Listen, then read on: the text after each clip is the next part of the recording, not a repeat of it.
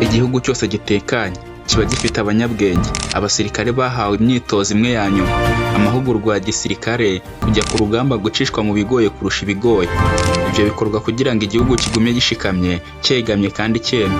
Byose babikora batizigama.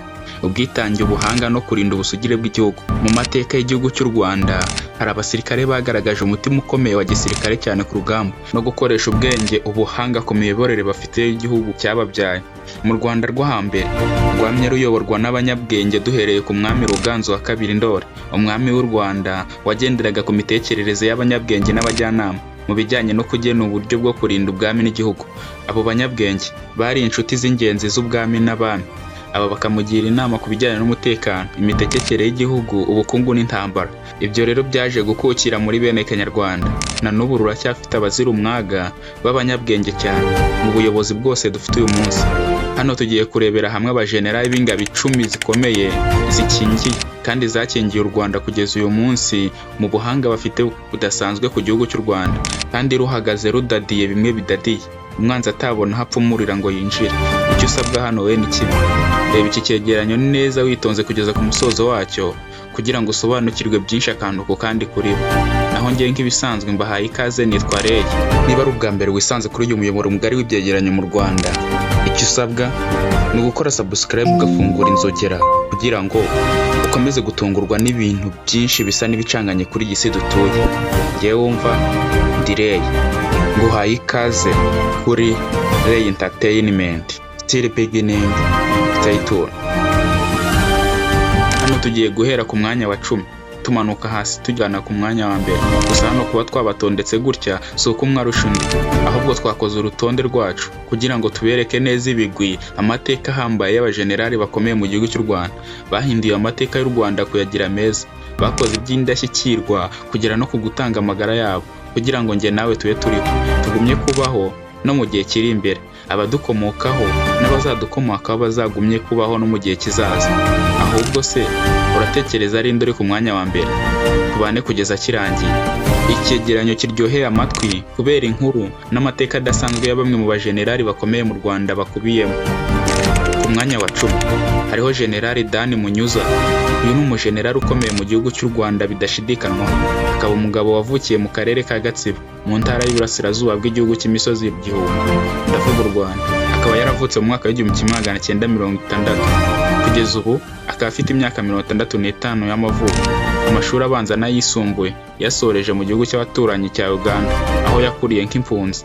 Uyu ni ingabo idasanzwe kuko ni umwe mu basirikare baje kuyohora igihugu cy'u Rwanda kuva urugamba rwatangira, ariko hari ku itariki ya 1 Ukwakira mu 1990. Isasu rya mbere ryavugiye Kagitumba muri Perefegitura ya Kibungo, ubu ni mu karere ka Nyagatare.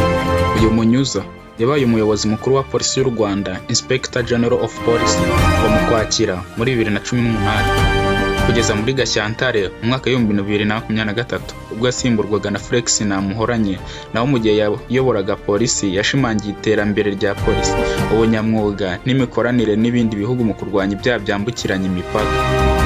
Ariko mbere yo kugirwa Inspector General of Police, buriya yari umuyobozi mukuru wungirije wa polisi y'u Rwanda. Naho mu gihe cyose yakoraga muri polisi yazamuwe mu ntera inshuro nyinshi, harimo no kugirwa Commissioner General of Police muri Mata mu mwaka w'2021.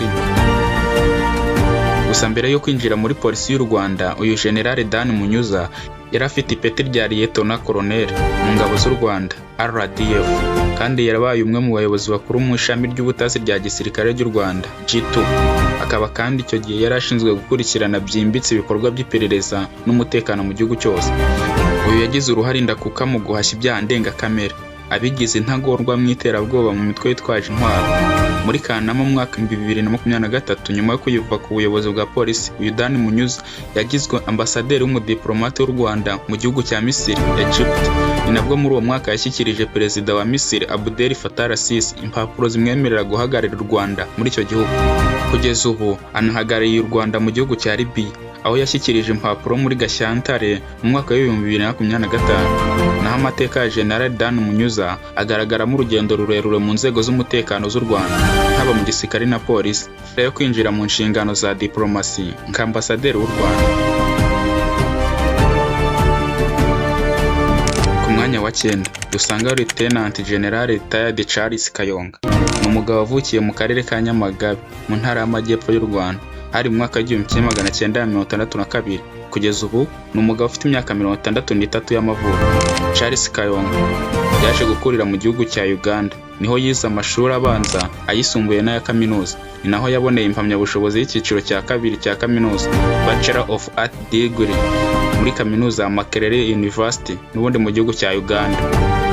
Uyu rugendo rwo mu bya gisirikare yatangiriye muri Uganda, kuko akimara kurangiza kaminuza yahise yinjira mu gisirikare cya Uganda cyari cyiganjemo ingabo z'Abanyarwanda bagize uruhare mu rugamba rwo kubohora Uganda rwatangiye tariki 26 Mutarama umwaka w'1986, rurangira ingabo za National Resistance Army NRA bafashe umurwa mukuru Kampala.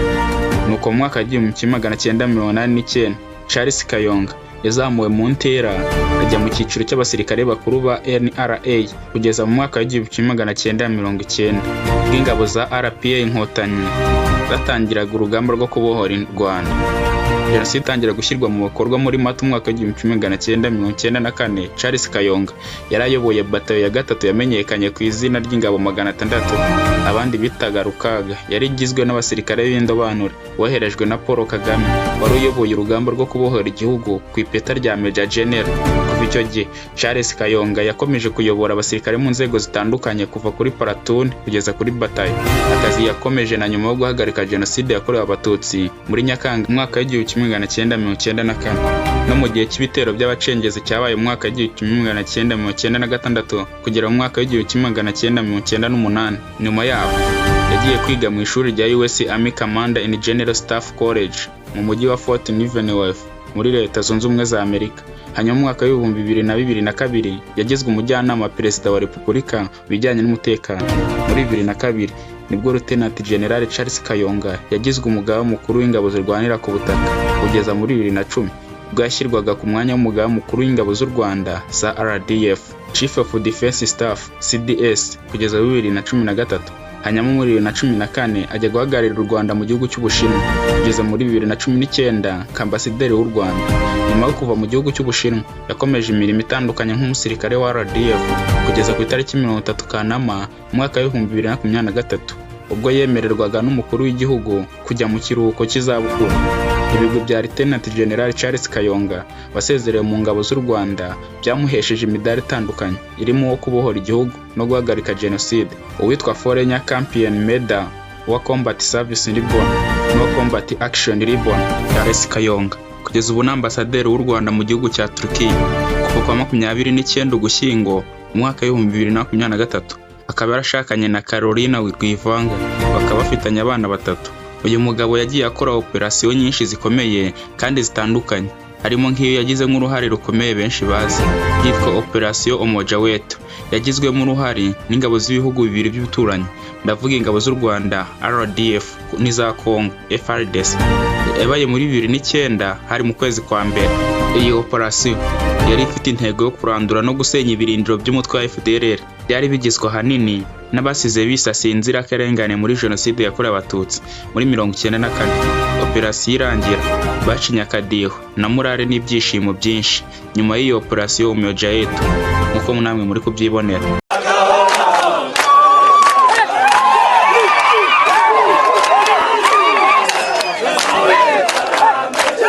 Uyu mugabo kandi aracyafatwa nk'umwe mu ngabo ikomeye y'igihugu y'inzobere mu mutekano w'igihugu. Ku mwanya wa 8 dusangaho General Patrick Nyamvumba. Uyu mugabo yavutse ku itariki 11 Kamena umwaka w'1967. Kugeza ubu akaba afite imyaka 58 y'amavuko. Yavukiye mu cyahoze ari Byumba, ubu ni mu karere ka Gicumbi. Uyu yabaye impunzi mu gihugu cya Nigeria ndetse na Uganda. Akaba ari umusirikare w'umuhanga, akaba inararibonye cyane mu bikorwa bitandukanye. Kandi uyu yinjiye mu gisirikare akiri muto cyane, yinjira mu ngabo za RPA Inkotanyi icyo gihe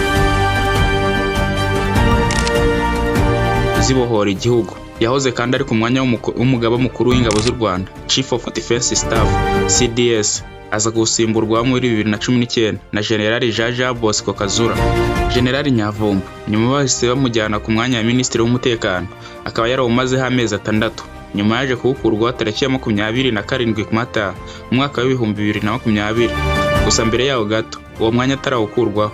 Tariki ya 23 Kamena muri 2013 nibwo General Patrick Nyamvumba yagizwe umugaba mukuru w'ingabo z'u Rwanda, nawe asimbuye Lieutenant General Charles Kayonga ari usanzwe ari umugaba mukuru w'ingabo. Icyo gihe General Nyamvumba yarasoje imirimo ye nk'umuyobozi w'ingabo za Loni zibungabunga amahoro mu gace ka Darfur. Yayoboye kuva muri 2009 kugeza muri 2013. Uyu General Patrick Nyamvumba yarangije mu ishuri rikuru rya gisirikare muri Nigeria, ndetse yize mu ishuri rikuru rya gisirikare muri Zambia ryitwa Zambia Defense Service Command and Staff College. Nyuma yaho yize mu ishuri ry'ingabo ryigisha amahoro muri Afurika y'Epfo muri 2003. Kandi uyu General Patrick Nyamvumba afite ubunararibonye mu bijyanye n'amahugurwa n'inama zitandukanye ku bijyanye n'ivugurura ry'inzego z'umutekano, security sector reform, amategeko mpuzamahanga agenga intambara, ibikorwa byo kubungabunga amahoro, ndetse n'amahugurwa y'abayobozi ku rwego rwo hejuru yagiye abera muri Afurika ndetse no muri Amerika.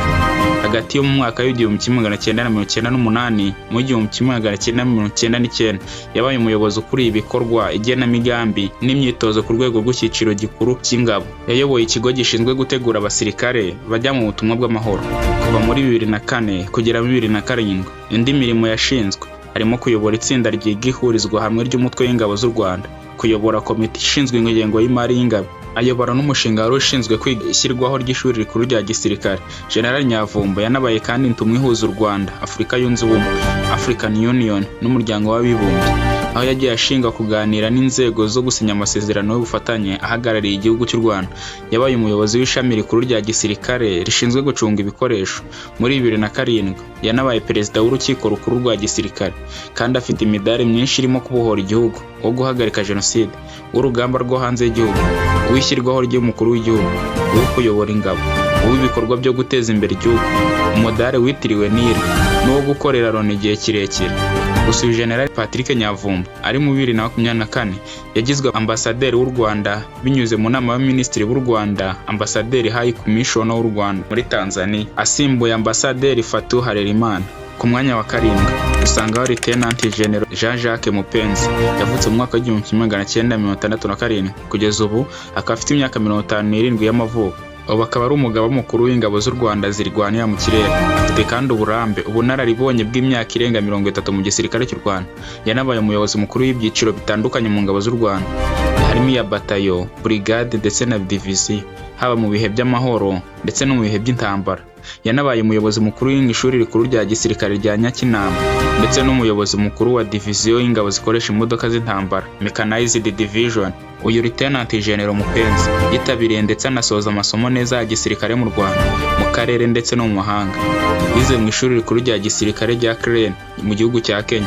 Yize amasomo ajyanye n'imiyoborere y'ingabo mu mashuri ya gisirikare mu gihugu cy'Ubwongereza, Nigeria ndetse no mu gihugu cy'Ubushinwa. Kandi afite impamyabumenyi y'icyiciro cya 3 cya kaminuza mu bijyanye n'umutekano n'ubumenyi mu mibanire mpuzamahanga.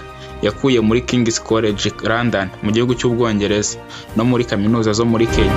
Afite kandi impamyabumenyi y'icyiciro cya 2 cya kaminuza mu miyoborere. Lieutenant General Jean-Jacques Mupenzi yabaye umuyobozi w'ingabo z'u Rwanda zari mu butumwa bw'amahoro mu muryango wa Afurika yunze ubumwe i Darfur.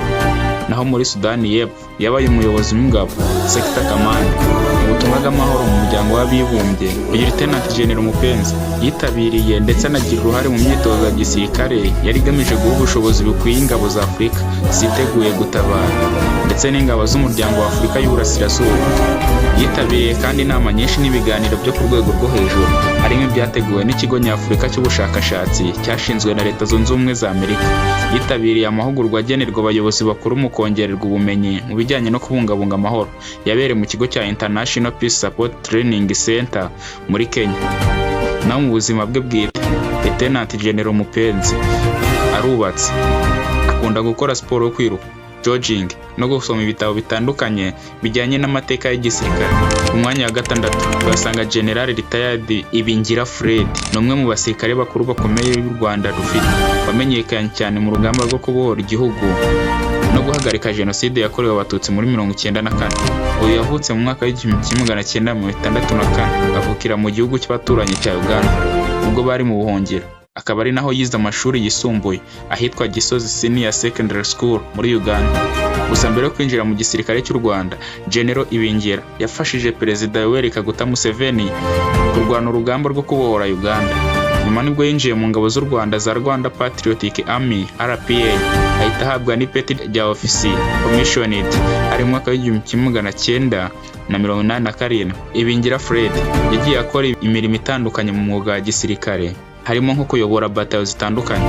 Mu mwaka w'1987 yabaye umuyobozi wa platoon, naho mu mwaka w'1988 nabwo umuyobozi w'ikigo cya gisirikare.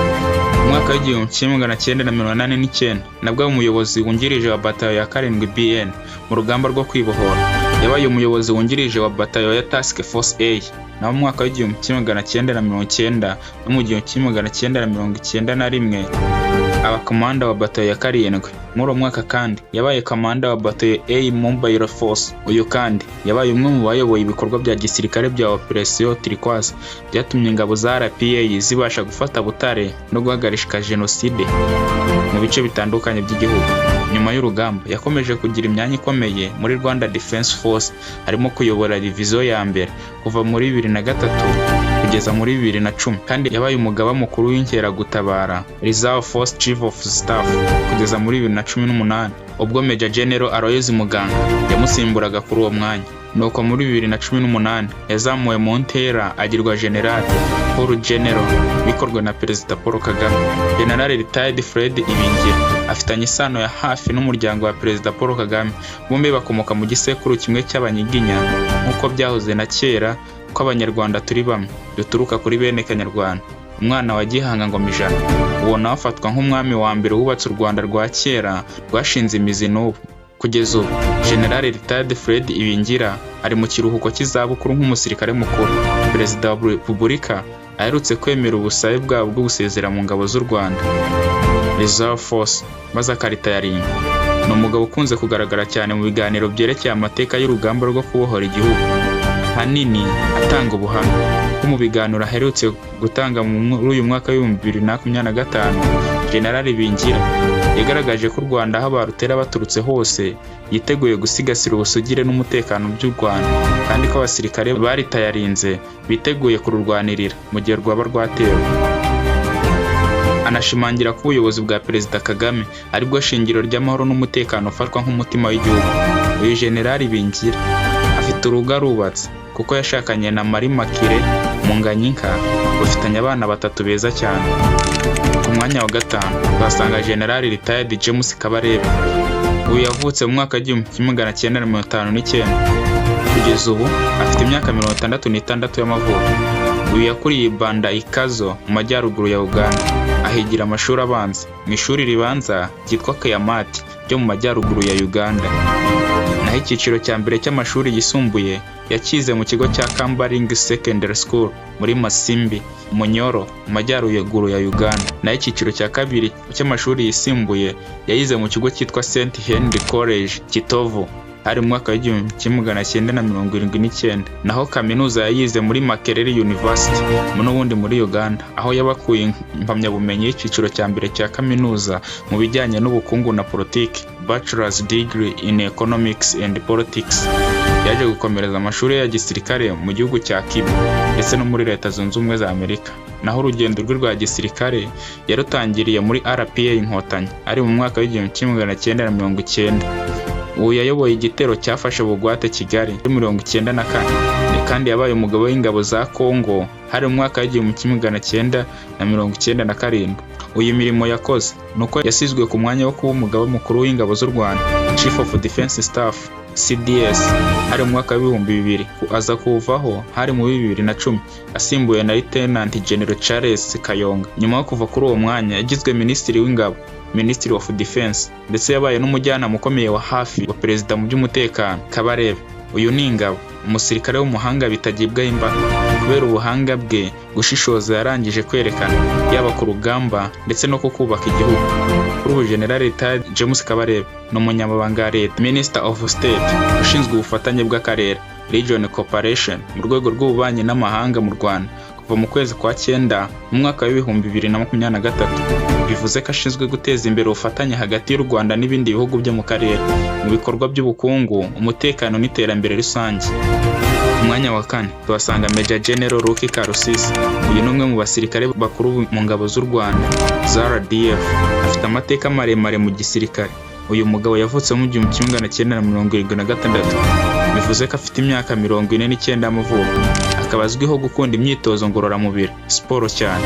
Amakuru amwe avuga ko yavukiye Kinshasa mu cyahoze ari Zaire, ubu ni DRC. Uyu yari umuyobozi mukuru w'umutwe w'ingabo zidasanzwe zari zishinzwe kurinda umukuru w'igihugu za Special Operations Force (COF). Naho muri Werurwe mu mwaka w'ibihumbi 2025 yaje kwimurirwa kuri uwo mwanya maze ashyirwa ku muyobozi bukuru bwa RDF ategereje izindi nshingano. Ndetse kandi yari mu basirikare bari imbere ku rugamba rwo kubohora igihugu rw'inkotanyi mu gisirikare ari mu mwaka w'1992. Mu mwaka w'1995 yagiye kwiga muri kaminuza nkuru y'u Rwanda, National University of Rwanda, asoreza mu mwaka w'1999 mu ishami ry'ubwubatsi, Civil Engineering. Nyuma yaho yakoze amasomo atandukanye ya gisirikare harimo na Special Force, maze nyuma yagiye kwiga muri Leta Zunze Ubumwe za Amerika ahakura impamyabumenyi ya Master's Degree muri Environmental Engineering muri 2010, kandi yakoze mu mutwe udasanzwe ushinzwe kurinda umukuru w'igihugu, Republican Guard VIP Protection Unit, aho yarindaga bikomeye Perezida Paul Kagame mu bihe bitandukanye harimo nko mu 2003 na 2004. Icyo gihe yari afite ipeti rya Second Lieutenant nk'uko twabigarutseho hejuru, kandi yagiye azamurwa mu ntera mu mapeti, aho muri 2019 yagizwe Brigadier General ndetse aza kugirwa Major General hari mu mwaka w'ibihumbi 2023. Bitewe n'amasomo ye ya Civil Engineering yanagize uruhare mu bikorwa by'ubwubatsi bitandukanye byakorwaga n'ingabo z'igihugu kubera ubuhanga n'ubunararibonye afite mu bwubatsi. Ikindi wamenya kuri uyu mugabo nuko ari musaza wa Dr. Diane Karusisi, umuyobozi mukuru wa Bank of Kigali nka CEO wa banki, ndetse Major General Lucky Karusisi arubatse afite urugo. Kugeza ubu yibarutse abana 4 beza cyane. Mu mwaka w'ibihumbi 2025 Major General Lucky Karusisi yasimbuwe ku buyobozi bwa Special Operation Force na Brigadier General Stanislas Gashugi, maze ategekwa gutura ku cyicaro gikuru cya RDF mu gihe cyo gutegereza izindi nshingano. Mu mwanya wa 3 tuhasanga Brigadier General Ronald Rwivanga, umuvugizi w'ingabo z'u Rwanda RDF, akaba n'umuyobozi mukuru w'ishami rya gisirikare rishinzwe itumanaho n'abaturage, Public Relations Department of MOD RDF. Yashyizwe kuri uyu mwanya mu Kuboza mu mwaka w'ibihumbi 2020.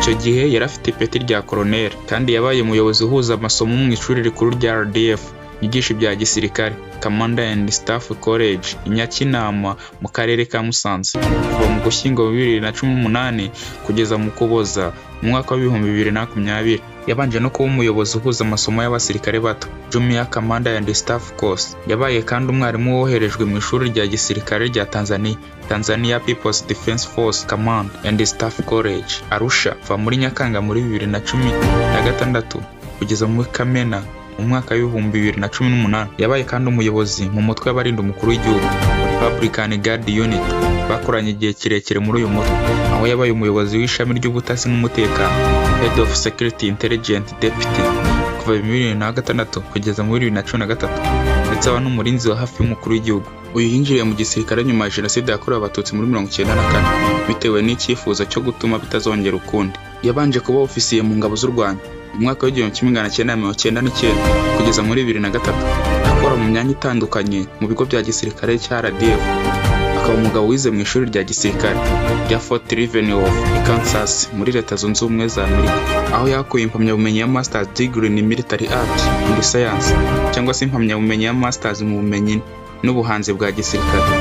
Brigadier General Donald Rwivanga azwi cyane mu gutanga ibiganiro no gusobanurira abanyamakuru, urubyiruko n'abandi banyarwanda amateka y'u Rwanda, urugendo rwo kwibohora, indangagaciro za gisirikare ndetse n'ubumwe bw'abanyarwanda muri rusange.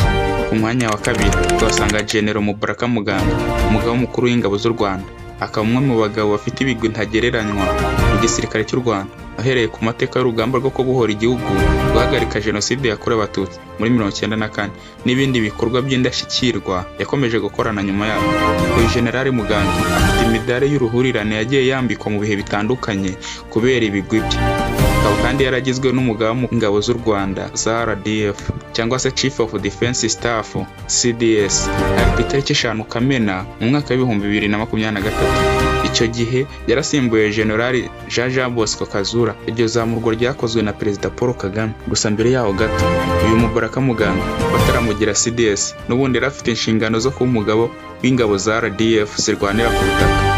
Uyu mugabo kandi afite ubunararibonye burenga imyaka 35 mu gisirikare, aho yabaye umuyobozi w'ingabo ya diviziyo ya 4 kuva muri 2008 kugeza muri 2012, yongera kuba kamanda wa diviziyo ya 3 mu ngabo za RDF kuva mu mwaka wa 2013 kugeza muri 2015. Aba kandi umuyobozi wa diviziyo ya mbere ya gisirikare kuva muri 2016 kugeza mu mwaka wa 2021, ndetse yanabaye n'umuyobozi w'inama y'ubuyobozi bw'iduka ry'ingabo. Ariko hano makuru dukesha urubuga rwa murandasi rw'ingabo z'u Rwanda zerekana ko General Mubaraka Muganga yavutse mu mwaka w'1967, ubwo bivuze ko kugeza ubu afite imyaka 58 y'amavuko.